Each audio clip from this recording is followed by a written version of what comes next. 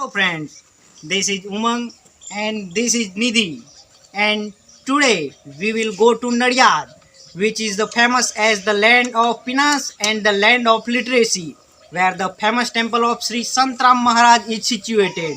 In this video, we will see the complete history of Sri Santram Maharaj. So watch the video till the end and don't forget to subscribe my YouTube channel. નમસ્તે દોસ્તો, આજે આપણે આવી ગયા છીએ તપોભૂમિ અને સાક્ષર ભૂમિ તરીકે પ્રખ્યાત એવા નડિયાદમાં, જ્યાં શ્રી સંતરામ મહારાજનું પ્રખ્યાત મંદિર આવેલું છે. આ વિડીયોમાં આપણે સંતરામ મહારાજનો સંપૂર્ણ ઇતિહાસ જોઈશું અને અવિરત ચાલતા અન્નક્ષેત્રની મુલાકાત લઈશું. તેમજ લોકો ત્યાં બોર ઉછાળવાની બાધા કેમ લે છે, તેમજ ત્યાં સાકર વર્ષા કેમ કરવામાં આવે છે, તે બધું જ આપણે વિગતવાર જોઈશું. તો વિડીયોને એન્ડ સુધી જોજો અને મારી યુટ્યુબ ચેનલને સબસ્ક્રાઈબ કરવાનું ભૂલશો નહીં. સમગ્ર ભારતવર્ષ એ સંતોની ભૂમિ છે, પણ કચ્છ, કાઠિયાવાડ અને ગુજરાતના સંતોના જીવન પ્રસંગ કંઈક અનોખા છે. આ ભૂમિએ આપણને અનેક સંતો ભક્તોની ભેટ ધરી છે. કોઈ સંતે ભૂખ્યાને ભોજન કરાવ્યું, તો કોઈ સંતે દીન દુખિયાની સેવા કરી છે, અને કોઈ સંતે ભજનો પદો રચીને માનવ સેવાનું મહાન કાર્ય કર્યું છે. એવા જ એક સંત જેમણે નાત જાત કે ધર્મના ભેદ ભૂલી દીન દુખિયાની સેવા કરી અને માનવ કલ્યાણ માટે પોતાનું જીવન સમર્પિત કરી દીધું, એવા સંત શ્રી સંતરામ મહારાજને આપણે વંદન કરીએ. શ્રી સંતરામ મંદિર તપોભૂમિ અને સાક્ષર ભૂમિ નડિયાદની મધ્યમાં આવેલું એક સુપ્રસિદ્ધ ધર્મસ્થળ છે.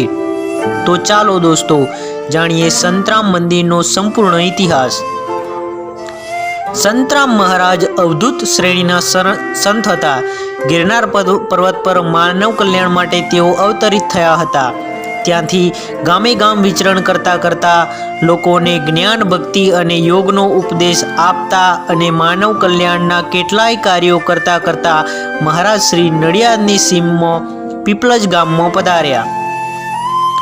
નડિયાદના એક જાણીતા ધરતીપુત્ર પુંજાભાઈ પટેલના ખેતરમાં રાયણ વૃક્ષના થડની બખોલમાં મહારાજ શ્રી નિત્ય આસન લગાવીને ધ્યાન કરતા અને સ્નાન કરવા પાસે આવેલ ડુંગા કૂઈ જતા. તો ચાલો જાણીએ વિસ્તારથી સંતરામ મહારાજ અને તેમના બાદ બનેલ મંદિરનો ઇતિહાસ. ગિરનાર એટલે સાધુ સંતોની ભૂમિ, જ્યાં 84 સંતોના બેસણા આવેલા છે. તે ગિરનારની ગુફાઓમાં વર્ષો સુધી અલખ આરાધનાર સિદ્ધ સંત સંતરામ મહારાજ 1972ની આસપાસ ગુજરાતની ધરા ઉપર બધે વિચરણ કરતા કરતા નડિયાદની ભૂમિમાં આવી પહોંચ્યા. નડિયાદની સીમમાં એક ખેતરમાં ખખડધજ રાયણનું વૃક્ષ, એમાં એક મોટી બખોલ. સંત સંતરામ મહારાજને તો આવું એકાંત સ્થળ ગમી ગયું. ખેતરના શેડે ઊભા મહારાજ રાયણના ઝાડ સામે મીટ માંડીને ઊભા છે. એ જોઈને ખેતરના માલિક પુંજા પટેલ મહારાજના પગમાં પડ્યા અને બે હાથ જોડીને મહારાજને વિનંતી કરી કે બાપજી, મારા આ ખેતરને પાવન કરો અને મારા ખેતરના ખોળે પધારો. સંત સંતરામ મહારાજે પુંજા પટેલ ઉપર નજર માંડી. ભોળા અને ભક્તિભાવ ભર્યા ખેડૂતના પ્રેમ ભર્યા આગ્રહના કારણે ત્યાં ખેતરમાં આસન જમાવ્યું. રાયણની બખોલ આશરો બની ગઈ. સંત સંતરામ મહારાજ યોગ સિદ્ધિમાં રહેવા લાગ્યા. ધીરે ધીરે વાત વાયુ વેગે ફેલાતી ગઈ. તેમ તેમ મહારાજના દર્શન કરવા માનવ મહેરામણ આવવા લાગ્યું. સિદ્ધ સંત સંતરામ મહારાજ રોજ પ્રભાતે સ્નાન કરી પોતાની સાધનામાં લીન બની જાય છે. સ્નાન કરતી વખતે કૂવા પર કોઈ દિવસ આવતા નથી, તેમજ કૂવામાં અંદર ઉતરી શકાય એવું પણ નથી.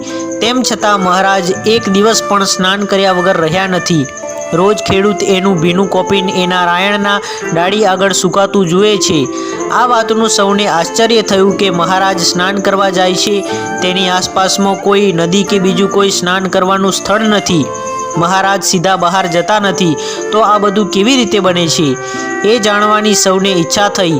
આખરે બધાએ નિર્ણય કર્યો કે મહારાજ નિંદ્રામાંથી જાગે એ પહેલાં આપણે બધાએ શેઢે ઊભેલા એક ઝાડ ઉપર ચડી જઈને જોવું કે મહારાજ સ્નાન કેવી રીતે કરે છે.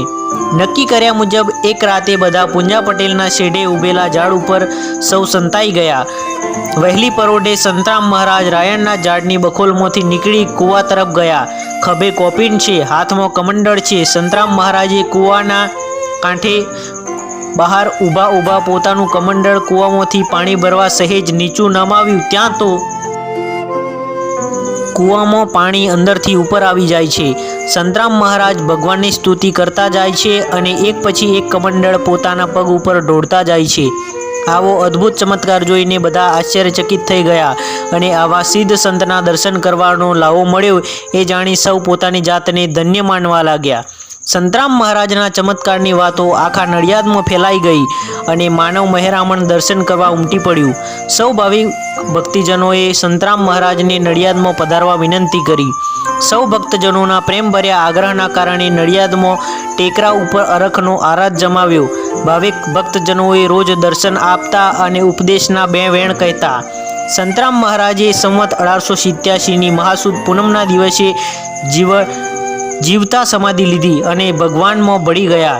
એમ કહેવાય છે કે સમાધિ સમયે તેમના દેહમાંથી દિવ્ય જ્યોતિ પ્રગટી અને દીવામાં સમાઈ ગઈ અને પધારેલા સંતો, ભક્તો અને ભાવિકો પર સાકર અને પુષ્પની વર્ષા થઈ. દીન દુખિયાના બેલી એવા સિદ્ધ સંત સંતરામ મહારાજને આપણે વંદન કરીએ. વર્ષોથી અહીંયા આ સત્યની જ્યોત અવિરતપણે ચાલી રહી છે. મહારાજ શ્રીની મહાસમાધિ પછી તેમના પરમ શિષ્ય લક્ષ્મણદાસજી મહારાજે દિવ્ય સમાધિ સ્થાનની ઉપર શિખરબંધ મંદિરનું નિર્માણ કર્યું. સમાધિ સ્થાનમાં દિવ્ય જ્યોત, ગાદી તેમજ મહારાજ શ્રીના દિવ્ય પાદુકાની પ્રતિષ્ઠા કરવામાં આવી છે. લોક કલ્યાણની પ્રવૃત્તિઓમાં આ મંદિર મહત્વનું સ્થાન ધરાવે છે. જ્યાં દિવ્યાંગોને અન્નદાન અપાય છે, જુદી જુદી વિદ્યાશાખાઓ ચાલે છે. મંદિરના દરવાજા તમામના માટે સદાય ખુલ્લા હોય છે. આમ અનેક માનવ સેવાની પ્રવૃત્તિથી આ તીર્થધામ શોભી રહ્યું છે. એમ કહેવાય છે કે સંતરામ મહારાજના ગુરુ કલ્યાણદાસજી હતા, જેમને ગુરુબાળની રામરક્ષા, પ્રભાતમાસ, વાર, તિથિઓ પર અનેક પદોની રચના કરી હતી, જેના થકી અનેક લોકોને સતનો માર્ગ દેખાડ્યો હતો. મહારાજ શ્રીની જમણી બાજુએ પરમ પૂજ્ય શ્રી લક્ષ્મણદાસજી મહારાજની સમાધિના દર્શન થાય છે.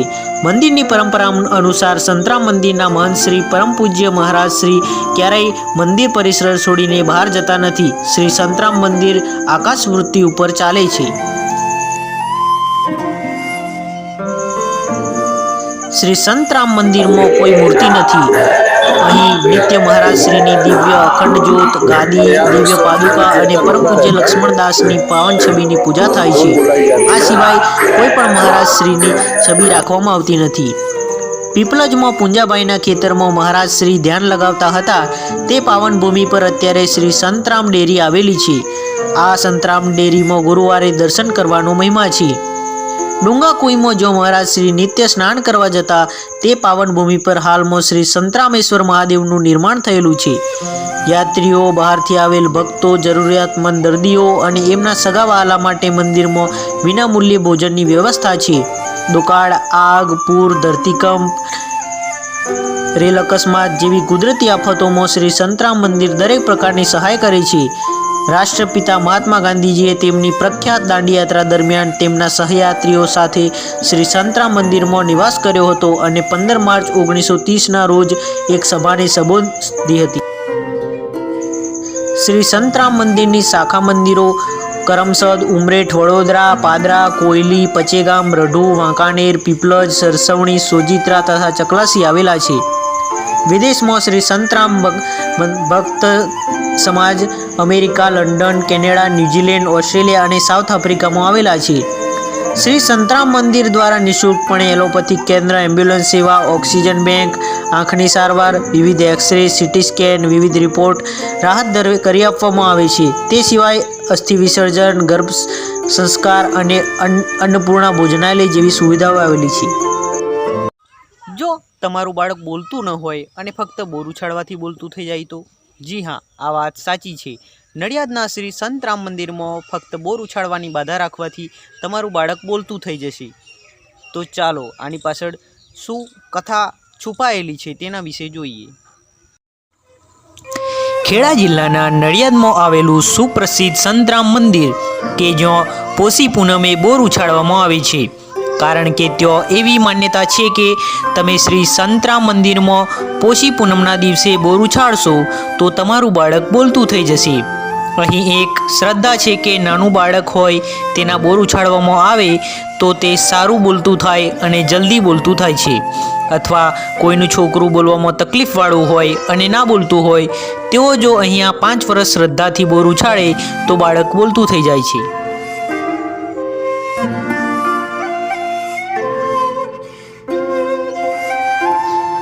અહીં કોણ કેટલા બોર ઉછાળે છે તેનાથી મતલબ નથી. કોઈ 500 ગ્રામ ઉછાળે કે કોઈ 5 કિલો ઉછાળે, પણ બોર ઉછાળે તો છોકરાને ફરક પડે છે અને છોકરું બોલતું થઈ જાય છે. જેમાં મોટે ભાગે લોકો પહેલા વર્ષે 1 કિલો, બીજા વર્ષે 2 કિલો, એમ 5મા વર્ષે સુધીમાં 5 કિલો બોર ઉછાળે છે.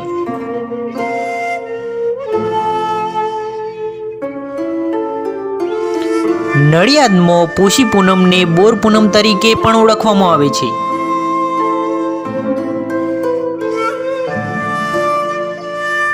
આશરે 200 વર્ષ પહેલાંથી આ બોર ઉછાળવાની પ્રથા ચાલુ છે.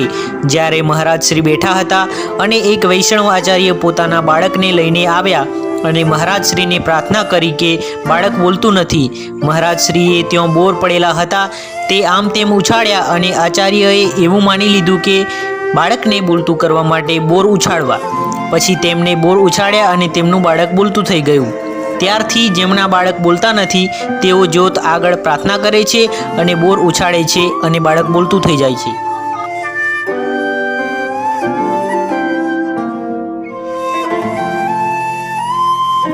બાળક બોલતું થાય છે એવી વાતો જાણી દુનિયાના ખૂણે ખૂણેથી લોકો અહીં બોર ઉછાળવા આવે છે અને માનતા રાખે છે કે પોતાનું બાળક બોલતું થઈ જાય, અને જેટલા બોર ઉછાળવાની માનતા રાખે છે તેટલા જ બોર ઉછાળે છે.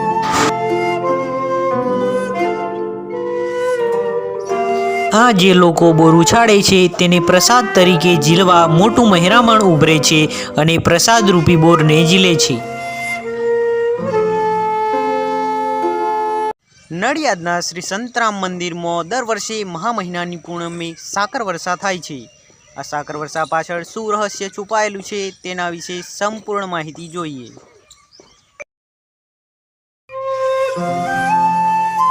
સંવત 1887ના મહા મહિનાની પાવન પૂર્ણિમાની સાંજે પરમ પૂજ્ય શ્રી સંતરામ મહારાજ મહાસમાધિમાં લીન થઈ ગયા. તે સમયે મહારાજ શ્રીમાંથી એક દિવ્ય પ્રકાશ પ્રગટ્યો અને અગાઉથી તૈયાર રાખેલ દીવાને પ્રગટાવ્યો, જે આજે પણ અખંડ જ્યોત સ્વરૂપે સર્વોના કલ્યાણ માટે પ્રકાશિત છે. મહારાજ શ્રીના સમાધિના સમયે દેવોએ આકાશમાંથી પુષ્પ અને સાકરની વર્ષા કરી હતી. આ દિવ્ય પ્રસંગની સ્મૃતિમાં દર વર્ષે મહા મહિનાની મંગલમય પૂર્ણિમાના દિવસે સાંજે 6 વાગે શ્રી સંતરામ મંદિરમાં મહાઆરતી અને સાકર વર્ષા થાય છે, જેનો લાભ લેવા માટે દૂર દૂરથી દર્શનાર્થીઓ આવે છે. તે દિવસે મંદિરના મહંત શ્રી પરમ પૂજ્ય સંતરામ મહારાજની વર્ષમાં એકવાર સમાધિ સ્થાનની આરતી ઉતરે છે અને ત્યારબાદ સાકર વર્ષા કરવામાં આવે છે. આ દિવસે નડિયાદના સંતરામ મંદિરમાં મેળો ભરાય છે અને મોટા પાયે માનવ મહેરામણ ઉમટી પડે છે અને સાકર વર્ષા કરવામાં આવે છે, જેનો પબ્લિક લાવો લે છે અને સાકરને એક કપડાની જોડી બાંધીને અથવા હાથેથી ઝીલે છે. તેમજ નીચે પડેલી સાકરને પણ વીણીને પ્રસાદ તરીકે ગ્રહણ કરે છે.